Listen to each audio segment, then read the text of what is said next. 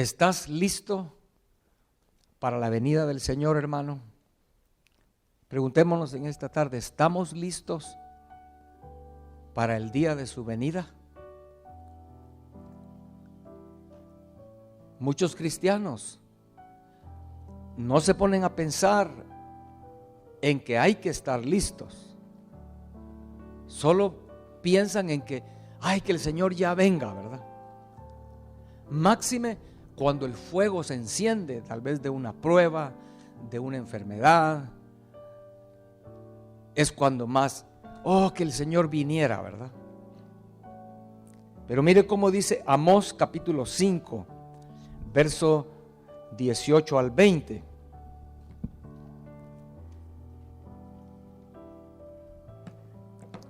Amós capítulo 5, verso 18 al 20.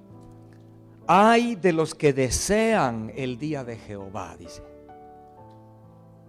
Y hace una pregunta: ¿para qué queréis este día de Jehová?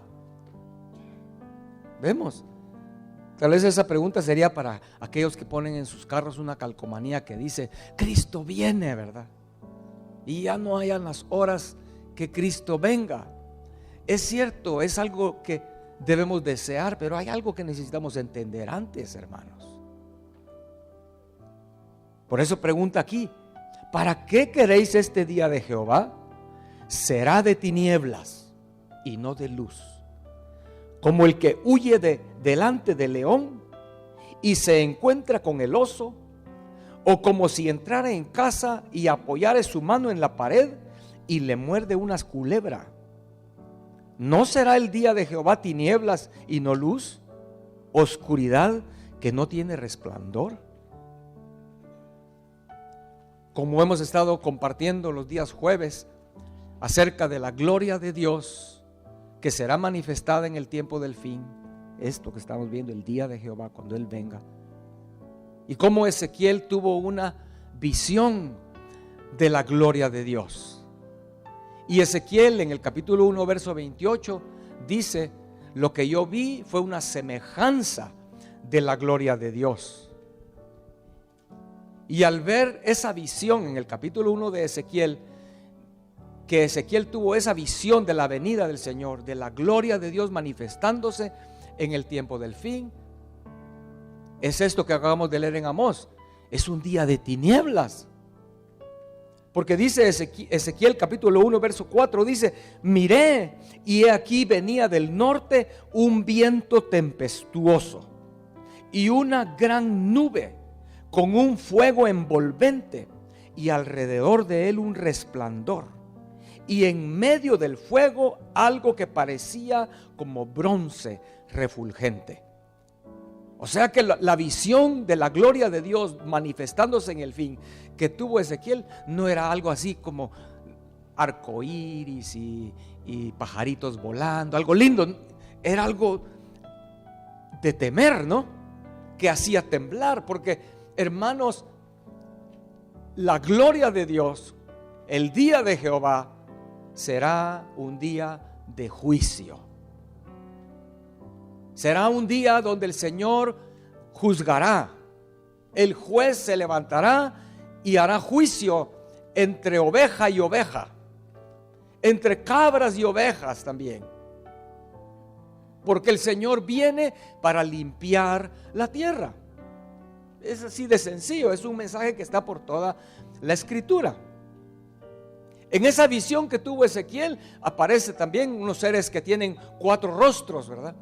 Y un rostro es de león, el otro rostro es de águila. Esos 2 rostros también hablan de juicio, porque la naturaleza del león y la naturaleza del águila, y visto en la Escritura, es un animal que busca a su presa, la ataca y la destruye.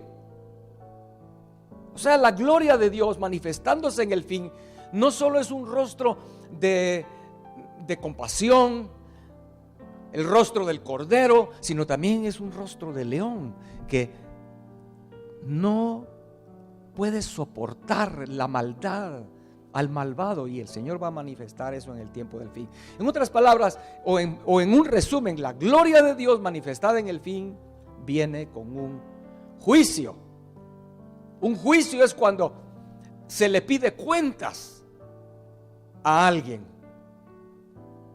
Amén. Podría decirse que, por ejemplo, en el ejército, todas las mañanas hacen digamos que es un juicio, ¿verdad? Pero es algo que se hace rutina todas las mañanas. Llaman a todos los soldados que se presenten, se hagan fila, y pasa el sargento o el teniente, qué sé yo, a juzgar a cada soldado, ¿verdad? Y va uno por uno viéndolo, que sus zapatos estén bien lustrados, impecables, los botones de su uniforme bien pulidos. Yo recuerdo eso porque un primo mío estuvo viviendo en mi casa cuando yo era niño. Él era un poco más grande que yo, obviamente, y él estaba en el ejército. Y cuando salía del ejército, digamos de alta, le dicen, ¿verdad? Unos días de reposo. Cuando llegaba el momento de regresar, yo recuerdo cómo él pasaba tiempo puliendo sus botones, la hebilla de su cincho, su espada, espadín le llamaban, lustrando sus zapatos. Impecable, porque tenía que presentarse, y cuando se presentara lo iban a juzgar, ¿verdad? Si todo iba correctamente.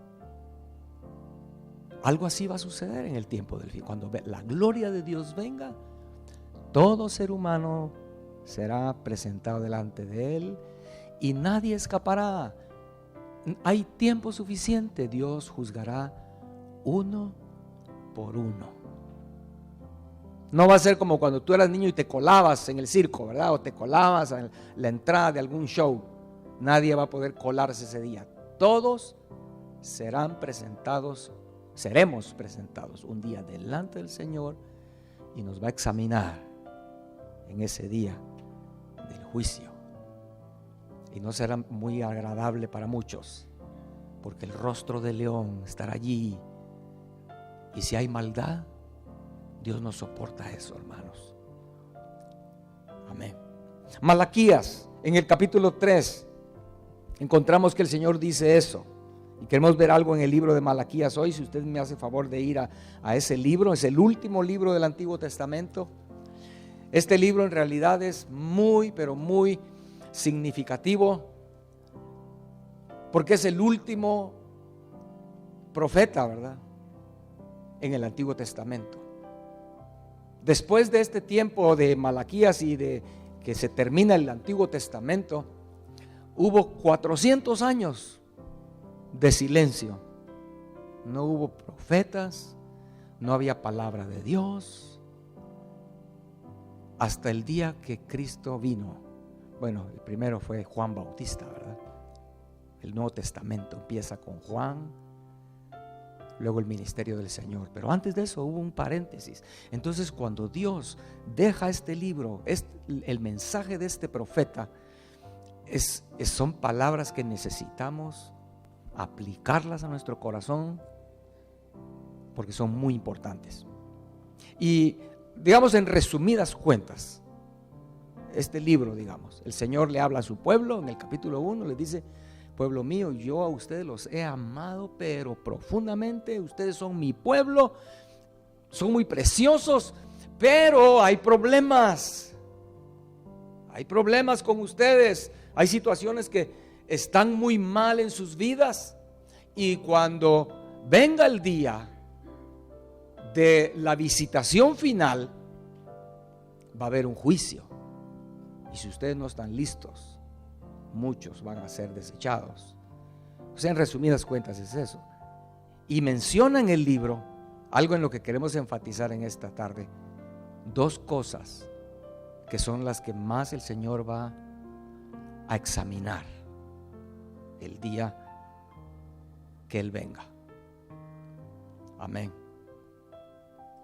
A veces personas que van a tener una entrevista de trabajo me han preguntado, o yo mismo me he preguntado: bueno, fulano va a ir a una entrevista, pero ¿qué le irán a preguntar, verdad? Cuando tú vas a una entrevista de trabajo, algunos que ya tienen experiencia porque ya han cambiado de trabajo, como cambiar zapatos, ya saben las preguntas que les hacen, ¿verdad? Pero no siempre son las mismas, pero más o menos tienen la idea, ¿verdad? Pero los cristianos no tienen la idea de qué es lo que el Señor les va a preguntar ese día, que será más que una entrevista. Será un juicio que determinará tú dónde vas a estar eternamente. Eso es más serio, ¿no? No solo va a determinar si te dan o no te dan el trabajo, ¿verdad? Y si no te lo dan, pues buscas otro lugar y que te hagan otra entrevista en otro lugar. Pero en este caso, cuando el Señor juzgue a cada ser humano y cuando el Señor les haga esa entrevista, que será más que entrevista porque todos los libros serán abiertos ahí. El Señor ya va a conoce todo Él, lo que somos. Y ahí se va a determinar tu destino eterno. Entonces, hermanos, aquí en Malaquías, en el capítulo 3 es donde el Señor dice que viene un juicio. En el capítulo 3, verso 1 dice: he aquí yo envío mi mensajero, el cual preparará el camino de mí, y vendrá súbitamente a su templo el Señor, a quien vosotros buscáis, y el ángel del pacto, a quien deseáis vosotros. He aquí viene, ha dicho Jehová de los ejércitos. ¿Y quién podrá soportar el tiempo de su venida? O sea, aquí este capítulo es obvio que está hablando, los que han estudiado la Biblia y los que han estudiado más que todo el curso de hermenéutica, saben que las profecías tienen muchas veces un cumplimiento primario, digamos, a corto plazo, y esa misma profecía tiene un cumplimiento a largo plazo. Muchas profecías son así, como por ejemplo las profecías de la venida del Señor. Las profecías de la venida del Señor, el pueblo de Israel no podía ver que los profetas hablaban de una primera y de una segunda venida, y por eso ha sido el conflicto hasta el día de hoy, donde ellos rechazan a Jesús, ¿verdad? Como el Mesías. Pero Jesús cumplió muchas profecías del tiempo de su venida. Pero hay muchas profecías del tiempo de su venida que no se han cumplido porque tienen que ver con su segunda venida. Y la Biblia es muy clara en eso, en mostrar que Cristo va a regresar. La Biblia lo dice, Él va a venir. No estamos equivocados en pensar y en esperar una venida de Cristo por segunda vez. Es un tema muy claro en la Escritura. Entonces aquí sabemos que está hablando de la segunda venida, porque dice: ¿quién podrá soportar el tiempo de su venida? Sigue diciendo: ¿o quién podrá estar en pie cuando Él se manifieste? Imagínense, eso no habla de la primera venida, porque el día de su primera venida lo mataron, ¿verdad? Si esto fuera el tiempo de su primera venida, lo que está hablando aquí, diríamos, bueno, entonces no se cumplió porque lo mataron. No, ellos como que sí prevalecieron sobre Él. No, pero en el tiempo de su segunda venida va a ser muy diferente, dice. Porque Él es como fuego purificador y como jabón de lavadores, y se sentará para afinar y limpiar la plata, porque limpiará a los hijos de Leví, los afinará como a oro y como a plata, y traerán a Jehová ofrenda en justicia. Verso 4: y entonces será grata a Jehová la ofrenda de Jehová y de Jerusalén, como en los días pasados, como en los años antiguos. Y vendré a vosotros para juicio. Es lo que está diciendo el verso 5. Vemos, Él vendrá para juicio, y seré pronto testigo contra los hechiceros y adúlteros, y contra los que juran mentira, y los que defraudan en su salario al jornalero, a la viuda y al huérfano, y a los que hacen injusticia al extranjero, no teniendo temor de mí, dice Jehová de los ejércitos. Es obvio entonces que Malaquías está hablando del tiempo de su segunda venida, el tiempo cuando la gloria de Dios se manifestará con juicio. Amén. Va a traer juicio el Señor contra los pecadores, contra los malvados. Amén. Pero, hermanos, en este contexto, solo son 3 capítulos en este libro de Malaquías. En este contexto de que Él viene a traer juicio, pensemos ¿cuáles serían las primeras cosas o las cosas más importantes que Él quiere examinar en cada uno para determinar si esta persona entra a su reino o no entra a su reino? Por ejemplo, en una entrevista de trabajo, ¿verdad? Si el trabajo que tú estás buscando es un trabajo de oficina, tal vez de un administrador, tú no vas a llegar a esa entrevista con sandalias y con short y con una camiseta sin mangas, sin rasurar. No puedes llegar así porque sabes que es una de las primeritas cosas que el que te va a entrevistar va a calificar. La apariencia física, tu higiene, tu presentación. ¿De acuerdo, hermanos? ¿Amén? ¿Estamos de acuerdo o no? Entonces el que va a hacer una entrevista sabe eso. Y aunque nunca se bañe, ese día sí se va a bañar, ¿verdad? Entonces, pensemos, ¿qué cosas serán las que el Señor primero va a ver cuando dice, en el día del juicio, ese día que el Señor venga, cuando te llame, ¿verdad? Juan Pérez, y tú dirás, yo soy Juan Pérez. Bueno, vas. ¿Qué hay aquí en tu mente que crees tú que es lo primero que el Señor va a examinar en tu vida? ¿Qué es lo primero? ¿Dónde va a poner el Señor sus ojos? Malaquías nos da dos aspectos que serán las primeras cosas que el Señor va a juzgar, en medio de un montón de cosas más, obviamente, ¿verdad? Pero estos dos aspectos son los más importantes que el Señor va a juzgar. Nosotros pensaríamos que son otra clase de cosas, cosas celestiales tal vez decir, a ver, hijo, ¿cuántas visiones tú tuviste en tu vida? Ay, Señor, yo nunca tuve una visión. Ay, no, este está lavado, este no. A ver, hijo, ¿cuántos ángeles viste tú en tu vida? Señor, yo nunca vi un ángel. Ay, ¿qué clase de cristiano es este, verdad? Tachado. ¿Usted cree que eso es lo que el Señor va a examinar? A ver, hijo, a ver, al arcángel Gabriel, ¿verdad? A ver, Gabriel, mira ahí en los libros cuántos demonios echó fuera este. Y al arcángel viendo en los libros, ninguno, Señor. ¿No echó fuera ningún demonio? Oh, no, ¿qué clase de cristiano es este? Parece que no va a entrar al cielo. ¿Me entienden? Pero entonces, les digo estos ejemplos para que pensemos, ¿qué es lo que el Señor va a examinar? ¿En qué tengo que estar listo y preparado? Para que cuando llegue ese día esté preparado. Malaquías nos da los dos temas, los dos puntos más importantes que Dios va a examinarte. Y más vale, al entender esto, que nos arreglemos en esas áreas, en esas dos áreas. Porque si no, aunque tú digas en aquel día, Señor, Señor, ¿acaso no te das cuenta que hice muchos milagros? Que eché fuera demonios. ¿Recuerdan ese pasaje, no? El Señor les va a decir, apártate de mí, hacedor de maldad. Son palabras duras, hermanos. Entonces, los dos temas. En el capítulo 2, el Señor habla de Malaquías.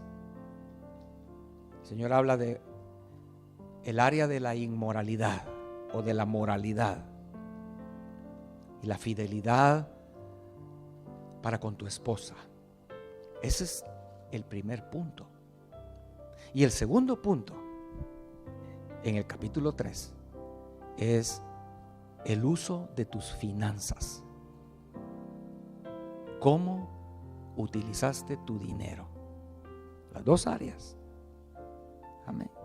No importa si llegas con los zapatos sucios, no importa si no te peinaste ese día, hermano. ¿Ok? De veras.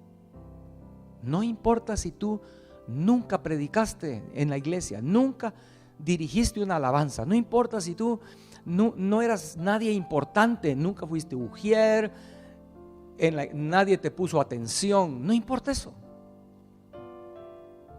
Hay gente que le da tanta importancia a eso, ¿no? Quieren privilegios, quieren ser pastores, quieren ser ujieres, quieren ser ancianos, quieren ser dirigentes, quieren ser presidente de jóvenes, presidente de damas, presidente de varones. Hay un montón de títulos en las iglesias, ¿verdad? Presidente de limpieza, presidente de publicidad, hay tantos títulos. Eso no va a valer. Solo estas dos áreas son las más importantes. Y queremos ver por qué. Número 1, entonces, respecto a la moralidad. Eso está en el capítulo 2, verso 13 al 16. Si lo leemos rápido. Capítulo 2, verso 13 al 16. Y esta otra vez haréis cubrir el altar de Jehová de lágrimas, de llanto y de clamor. Así que no miraré más a la ofrenda para aceptarla con gusto de vuestra mano. ¿Sí? No importa qué ofrendas lleves, aquí dice, no los voy a aceptar. Mas diréis, Señor, pero ¿por qué no vas a aceptar mis ofrendas? Estoy parafraseando el pasaje. El Señor le va a responder, porque Jehová ha atestiguado entre ti y la mujer de tu juventud, contra la cual has sido desleal. Siendo ella tu compañera y la mujer de tu pacto, ¿no hizo él uno, habiendo en él abundancia de espíritu? ¿Y por qué uno? Porque buscaba una descendencia para Dios. Guardaos pues en vuestro espíritu y no seáis desleales para con la mujer de vuestra juventud, porque Jehová Dios de Israel ha dicho que él aborrece el repudio, y al que cubre de iniquidad su vestido, dijo Jehová de los ejércitos. Guardaos pues en vuestro espíritu y no seáis desleales. Amén.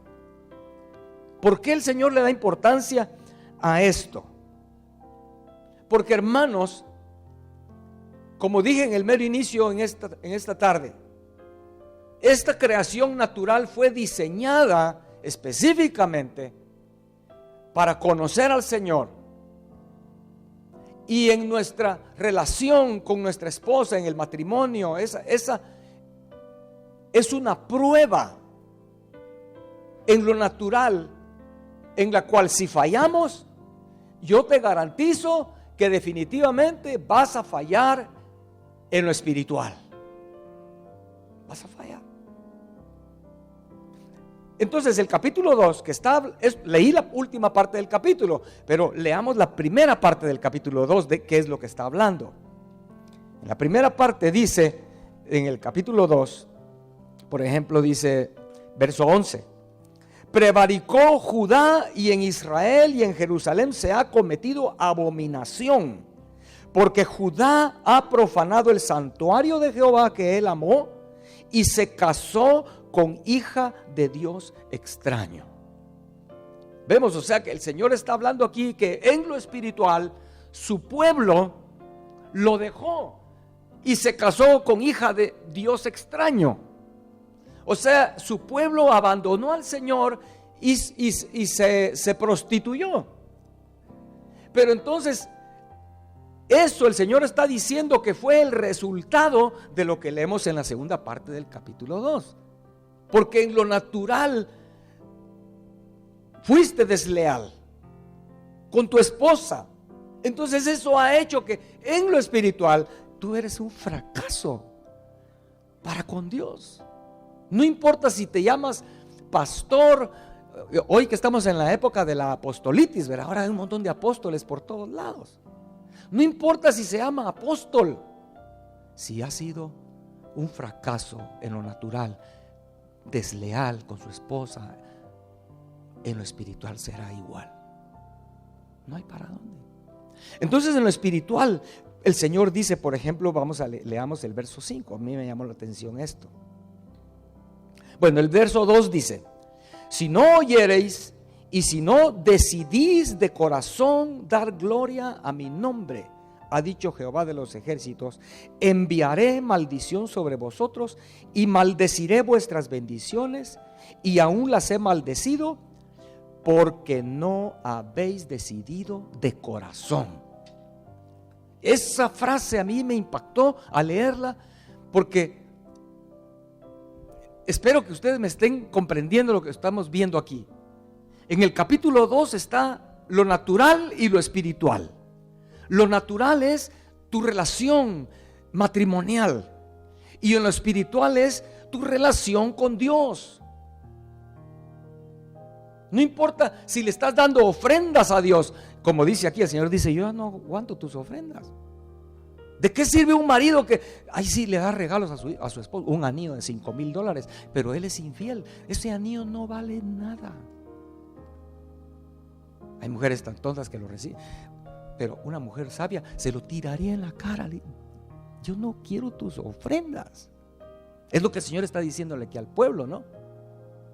No acepto ya tus ofrendas. ¿Pero por qué? Dicen ellos, ¿verdad? Porque tú has sido desleal.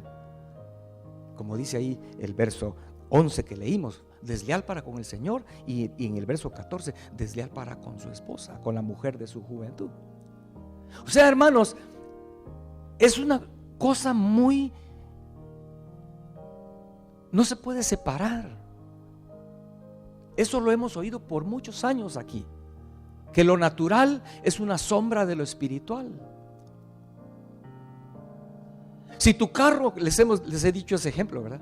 Si tu carro y tu casa es un relajo, basura, todo desordenado, todo tirado, así es tu vida en lo espiritual. No hay otra explicación. Yo le garantizo que tú no vas a encontrar una persona que su casa es un relajo, sucia, no lavan, no limpian, no ordenan, el carro lleno de comida. Aunque tengas hijos, hermanos, los hijos no son excusa para que tú cargues el carro una cosa sucia y llena de basura. Pero yo te garantizo que si así es tu vida, en lo espiritual es exactamente igual.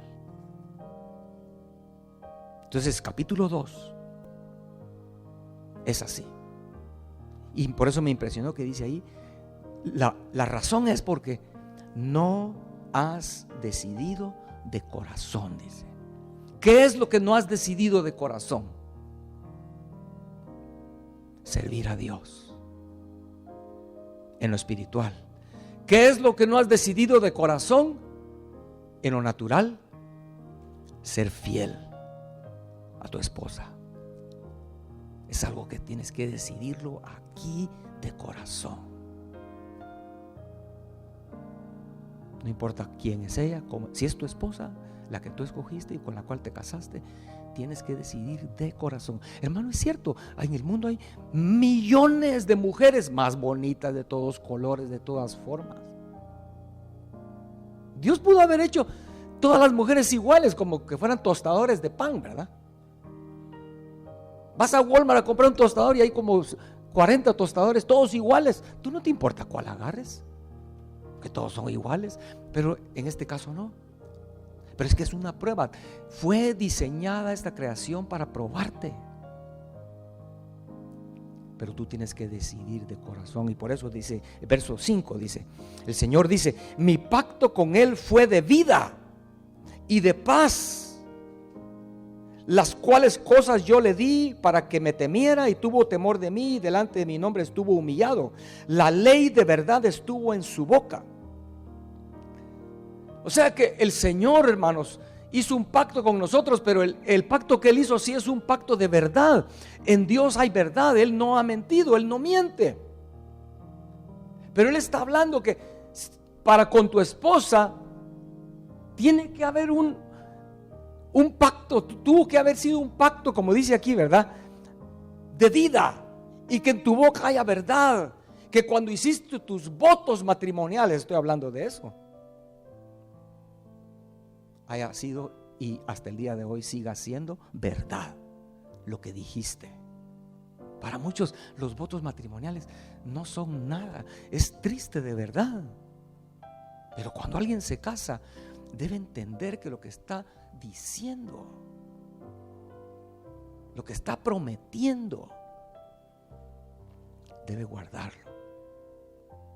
Porque si no lo haces, en lo espiritual será exactamente lo mismo. Nunca darás en el blanco. Nunca. Como te vuelvo a repetir, no importa que seas un ministro de la televisión, famoso, ministro famoso, con iglesia de 10,000 miembros, pero si él es infiel, ha quebrado el pacto que hizo con su esposa. No, hermanos, Dios no ve eso. Dios va a juzgar eso. Amén. Verdad en tu boca, dice verso 6, ¿verdad? La ley de verdad estuvo en su boca, e iniquidad no fue hallada en sus labios.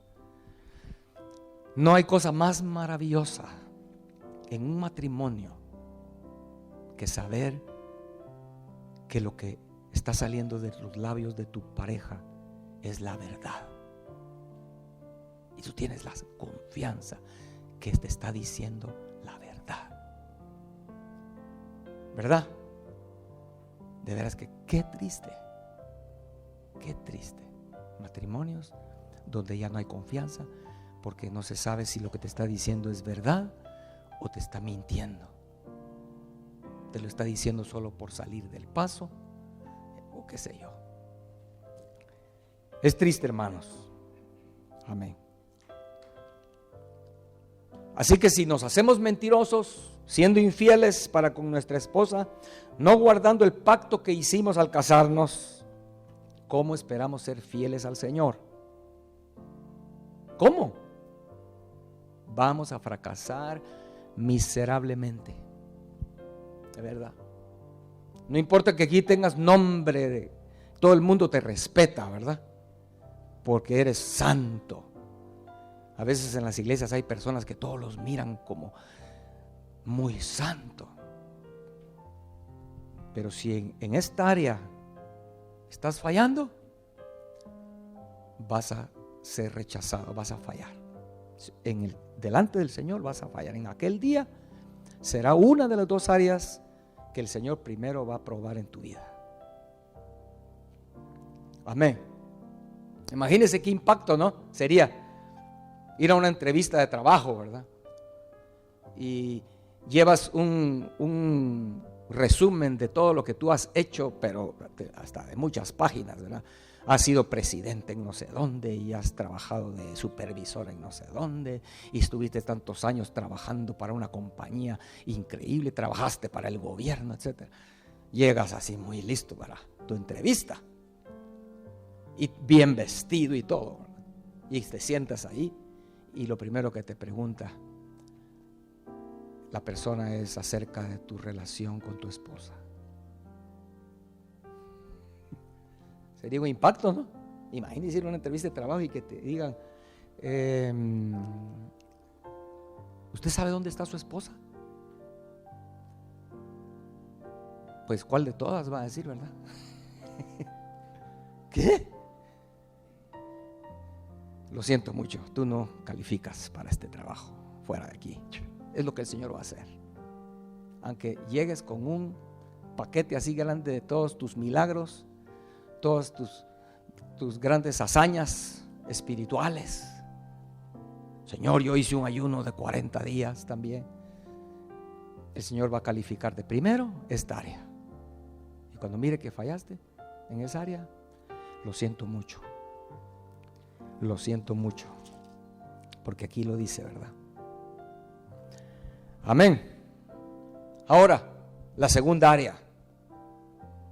Supongamos que tú pasaste esta prueba. Sí, Señor. Yo fui fiel con mi esposa, ¿verdad? Con la que me casé. Con el transcurso de los años se fue poniendo más viejita, arrugadita. Oh, Señor, pero yo nunca la dejé. Aunque se te cruzaron millones de mujeres enfrente, de todos colores, de todos tamaños, de todas edades, pero tú fuiste fiel. Bueno, un cheque. Pasaste la primera prueba. Ahora vamos a ver la segunda prueba. Capítulo 3. Bueno, tiene 4 capítulos. Yo dije hace un rato que solo tiene 3, ¿verdad? Tiene 4 capítulos. El capítulo 3 menciona la segunda área donde el Señor prueba al hombre. Amén. Y dice, vamos al capítulo 3 de Malaquías.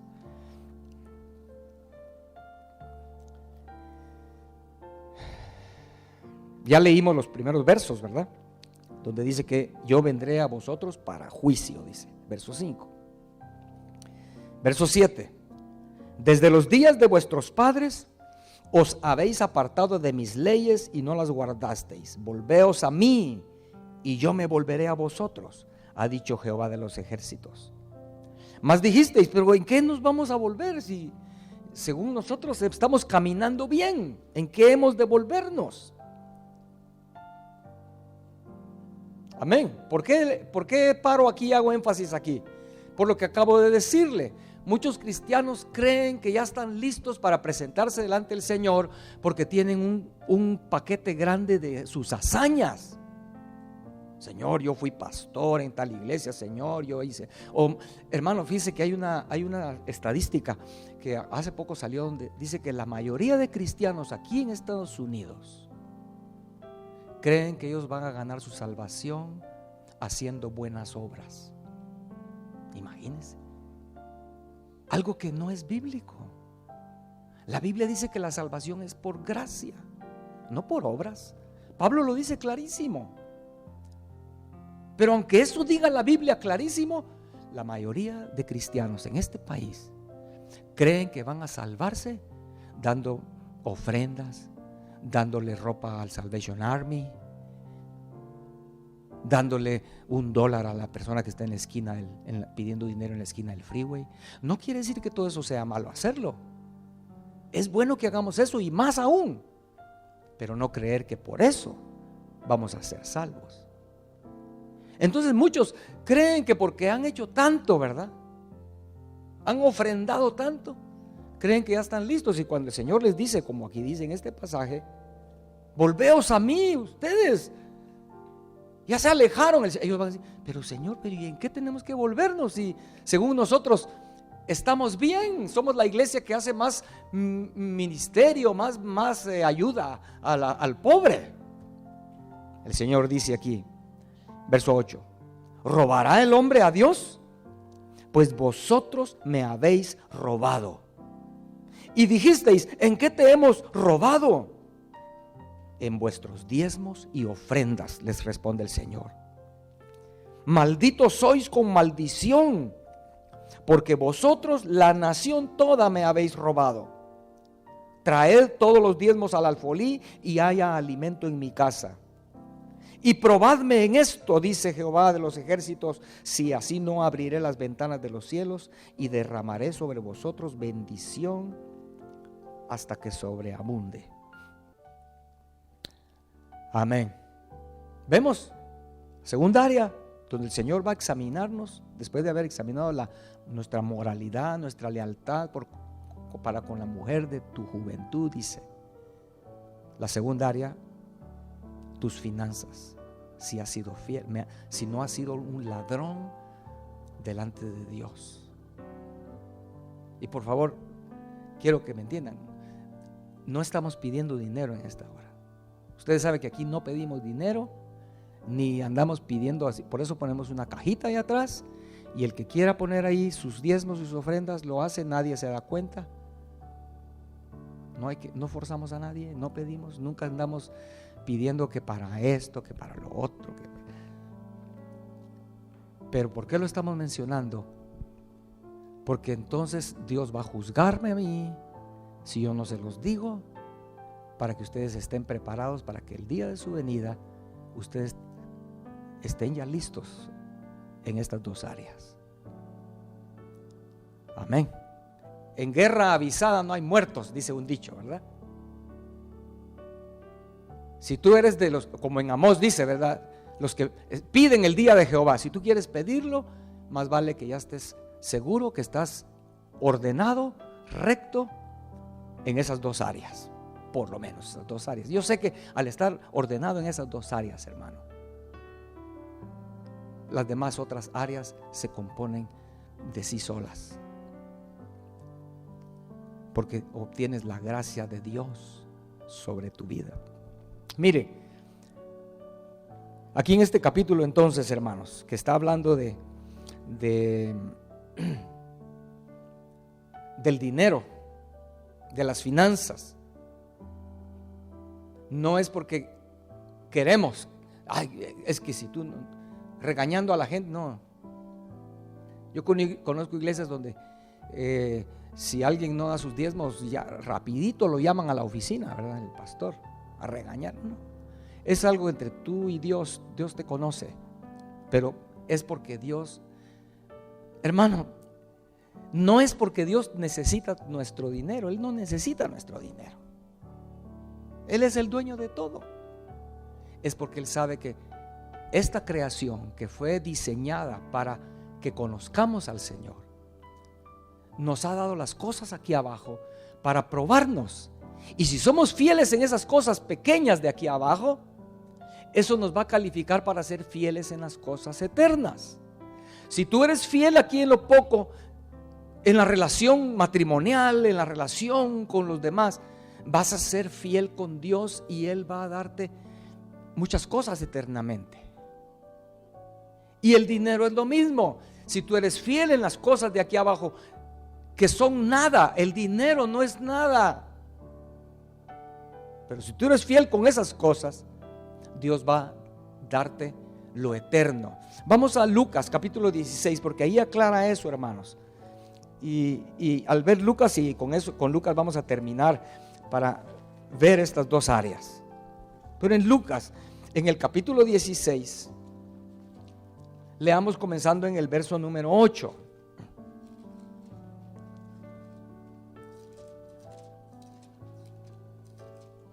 Estamos allí, hermanos. Lucas 16, verso 8. Dice: y alabó el amo al mayordomo malo por haber hecho sagazmente, porque los hijos de este siglo son más sagaces en el trato con sus semejantes que con los hijos de luz. Perdón, empecé a leer en el verso 8 porque estoy asumiendo que ustedes ya conocen el pasaje de Lucas 16, pero por si alguien no lo conoce puede leerlo por razón de tiempo, ¿verdad? Usted puede leerlo como este mayordomo actuó cuando vio que su amo le iba a quitar la mayordomía. Entonces por eso el Señor dice que ese mayordomo actuó más sagazmente. Entonces el verso 9 dice, pero esto es lo que nos interesa entender, porque dice: y yo os digo, dice el Señor. Aquí es donde nuestros oídos deben abrirse, ¿no? Porque el Señor está diciendo: yo os digo, ganad amigos en medio de las riquezas injustas, para que cuando éstas falten, os reciban en las moradas eternas. Amén. Jesús, lo que está diciendo Jesús ahí es que los hijos de este siglo son más sagaces que los cristianos en esto. Entonces el consejo que el Señor está dando aquí en este pasaje a los cristianos, a su pueblo, es que ganemos amigos a través de las riquezas injustas, para que después podamos tener una morada eterna. Es básicamente lo que el pasaje de Lucas 16 está enseñando. Está Jesús diciendo eso, que lo que nosotros tenemos que hacer es ganar amigos con las riquezas injustas. ¿Y cuáles son las riquezas injustas? Es el dinero. El dinero que Dios, lo que tú tienes ahí en tu bolso ahorita, o en el banco, o debajo de tu colchoneta en la cama. Son riquezas injustas, son riquezas de aquí abajo, naturales, que no valen en realidad delante de Dios. Para Dios no es difícil darte lo que Él quisiera darte, o lo que tú pudieras soportar recibir. Pero el Señor dice que con esas riquezas hagamos amigos, como hizo este mayordomo en los versos iniciales de este capítulo, ¿verdad? Hermano, la pregunta es: ¿estamos nosotros ganando amigos con nuestro dinero? ¿Cuál creen ustedes que debería ser el principal amigo que deberíamos ganar con nuestro dinero? ¿Cuál debería ser nuestro principal amigo? El Señor, ¿no?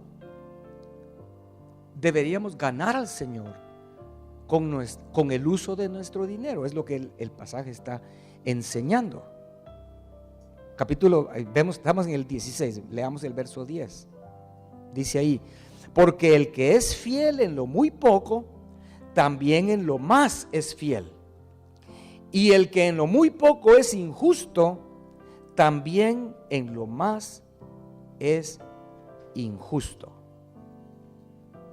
Luego dice el verso 11: pues si en las riquezas injustas no fuisteis fieles, ¿quién os confiará lo verdadero?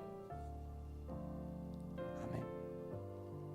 Entonces, hermanos, por si alguien, no sé si está alguien perdido, pero de una forma muy sencilla, capítulo 2, capítulo 3, está poniendo como lo poco es lo natural, lo mucho es lo espiritual y lo eterno, ¿verdad?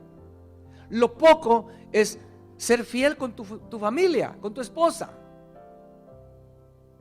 para tener lo mucho, lo eterno, una relación eterna con el Señor. Lo poco es el dinero, tu uso de dinero. Si eres infiel con tu uso de dinero, vas a perder lo mucho, lo eterno que el Señor quiere darte. Lo verdadero, dice aquí. El dinero no es lo verdadero. Lo mucho, lo que el Señor está ofreciéndote es lo verdadero. Pero no lo vamos a tener si no somos fieles con lo poco, con lo de aquí abajo. Y las dos áreas que Malaquías nos está mencionando, enfatizando, es lo moral y el uso de finanzas. Es básicamente lo que quería compartirles a ustedes en esta tarde, ¿verdad? Amén. Es lo que está sugiriendo Malaquías aquí. Si somos, hermanos, fieles con el dinero, por otro lado, si somos fieles con el dinero, es dudoso que tú seas infiel en lo natural también con tu esposa, porque son cosas que se relacionan, ¿verdad? Es impresionante. Ahora, para terminar, comenzamos hablando que esto va a suceder el día que el Señor venga, cuando su gloria se manifieste y descienda sobre este mundo. Él va a juzgar a cada persona en estas áreas. Pero el punto que queremos decir, por si alguien no ha puesto atención a lo que hemos estado compartiendo los días jueves, su gloria se va a manifestar a través de seres humanos, hermanos. La gloria de Dios en el tiempo de su venida se manifestará a través de los vencedores, del pueblo de Dios, de aquellos hijos maduros que Cristo ha sido formado en ellos. Hay muchos pasajes que hablan de esto, ¿verdad? El Salmo 2 dice que Él va a venir y va a regir estas naciones con vara de hierro y los va a quebrar como vasija de alfarero, porque viene con juicio. Y usted le pregunta a cualquier persona cristiana de qué está hablando el capítulo 2 del Salmo 2, donde dice que Él vendrá y regirá esta nación con vara de hierro. Yo creo que casi sin excepción les van a decir: es Jesús. Cuando Él venga, va a regir este mundo con vara de hierro. Y esas naciones que están en contra de Él las va a quebrar como vasija de alfarero. Pero ¿cuál es nuestra sorpresa? Que al llegar a Apocalipsis, en el capítulo 2 de Apocalipsis, dice que los que regirán este mundo con vara de hierro y quebrarán las naciones como vasija de alfarero van a ser los vencedores. ¿Hay contradicción en la Biblia? No, no lo hay, porque los vencedores son Cristo en ellos. Son seres humanos que, como Pablo, van a poder decir: ya no vivo yo, Cristo vive en mí. Y esos vencedores, hermanos, son los que van a traer el juicio. Son los que van a determinar en ese juicio si tú fuiste fiel en lo moral y si tú fuiste fiel con tus finanzas. Y quiero no quiero dejar a un lado decir esto rapidito. No solo está hablando de diezmos aquí. Malaquías está hablando, me habéis robado mis diezmos y ofrendas, dice. Porque los diezmos manifiestan el temor de Dios, porque sabemos que los diezmos le pertenecen a Dios. Las ofrendas manifiestan nuestro amor al Señor. Si tú ganas $1,000 y pones $100 de diezmo, tú estás manifestando tu temor al Señor. Y si pones $1 de ofrenda, tú estás manifestando el tamaño de tu amor al Señor. Así de poquito amas al Señor, ¿verdad? Algunos ni dan 0 de ofrendas. Yo he visto eso. 0 de ofrendas. Diciendo, pobrecito este hermano, ¿verdad? Porque si no ofrenda, él no ama al Señor. Hermanos, si el Señor no ha alcanzado tu bolsillo, la verdad es que no ha alcanzado tu corazón. Es así de sencillo. Porque dice la Escritura que donde está tu tesoro, ahí está tu corazón. Amén. Entonces, cuando se manifieste la gloria de Dios en el fin, seres humanos que han dado la estatura del varón perfecto van a intervenir en esa decisión. ¿Dónde vas a estar tú? ¿Sabías eso o no? No sabe usted, no sabía. ¿Usted cree que solo hoy vas a estar ahí delante de Dios? Miren, miremos unos pasajes. 1 Corintios 6:2 dice: ¿no sabéis que los santos han de juzgar al mundo? Si el mundo ha de ser juzgado por vosotros, ¿sois indignos de juzgar cosas muy pequeñas? O sea, el apóstol Pablo está dando una declaración aquí bien seria. 1 Corintios 6:2 está diciendo Pablo que los santos van a juzgar al mundo. O sea, no solo va a ser como hemos imaginado, hermanos. Permítame, ya estoy terminando, pero póngame atención a esto. No va a ser solo que está Dios allí en su trono y el arcángel Gabriel con los libros, ¿verdad? Porque la Biblia dice que se van a abrir los libros, donde están todas las obras escritas de toda nuestra vida. No solo eso, van a haber seres humanos tomando parte. Si no me cree, lea conmigo Hebreos 13:17. Hebreos 13:17.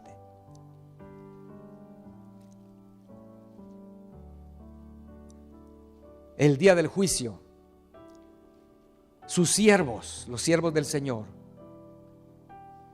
van a ser decisivos ese día. Hebreos 13:17 dice: obedeced a vuestros pastores y sujetaos a ellos, porque ellos velan por vuestras almas, como quienes han de dar cuenta, para que lo hagan con alegría y no quejándose, porque esto no es provechoso. Los pastores van a estar en el día del juicio presentes y van a dar cuenta de sus ovejas. Imagínense eso, hermano. El pastor va a tener que decir ahí en esa corte, ¿verdad? Tal vez ustedes han visto juicios, ¿no? Donde está la cosa tensa y esa persona ya no se sabe dónde va a parar, si va a ser declarado culpable o inocente. Y llaman al banquillo al testigo más importante, aquel que estuvo ahí presente. Así será. Los pastores van a dar cuenta. Hermanos, y como el hermano Marvin dice esto así, él dice, será un día muy feo para ese pastor. Ese pastor no va a querer estar ahí, tener que señalar y decir que esta oveja no fue fiel. Tal vez el pastor va mejor decir: Señor, mejor no hablemos de él. Pero el Señor le va a decir: no, tienes que dar cuenta qué pasó. ¿Qué pasó con esta persona? Es lo que dice aquí. Es lo que quiere decir este pasaje de Hebreos 13, 17. Los pastores van a dar cuenta. No va a ser fácil, pero es la responsabilidad que ellos tienen, los pastores, ese día. Amén. Va a ser tremendo, ¿no? Pero hermanos, pongámonos de pie.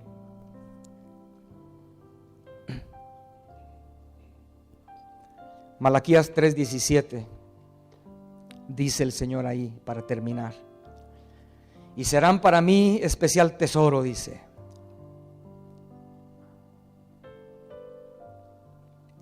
Amén. O sea, por el día del fin de la venida del Señor, como dijimos al principio, será un día de nube negra, de vientos tempestuosos, de fuego, la cara del león destruyendo al malvado, juzgando al pecador, juzgando al que fue infiel.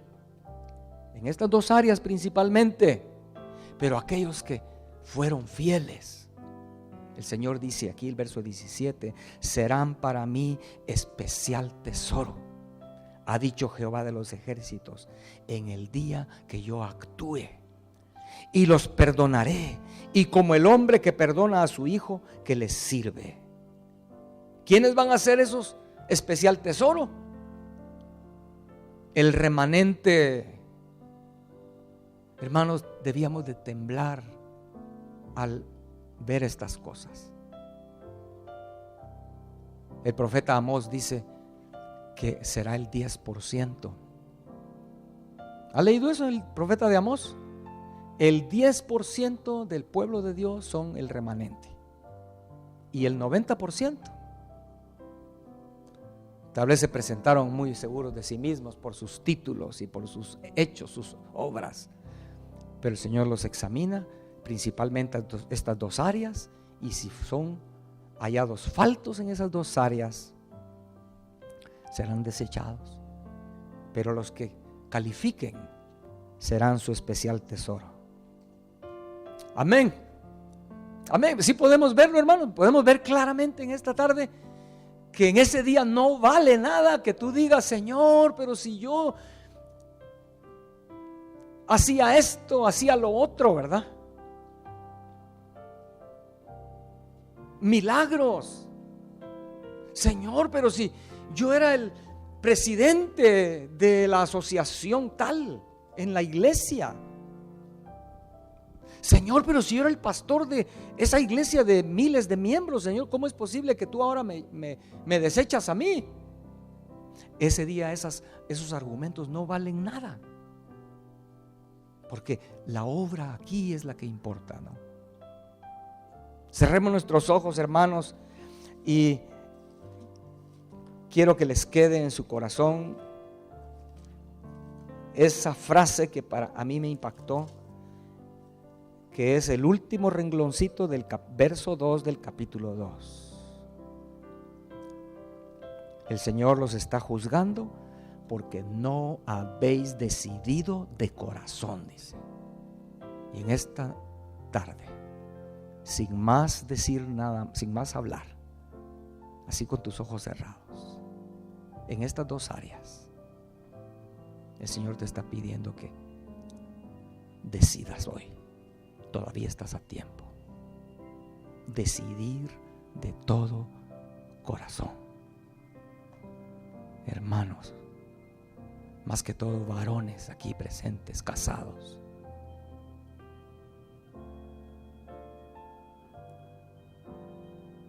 recuérdate de tus votos.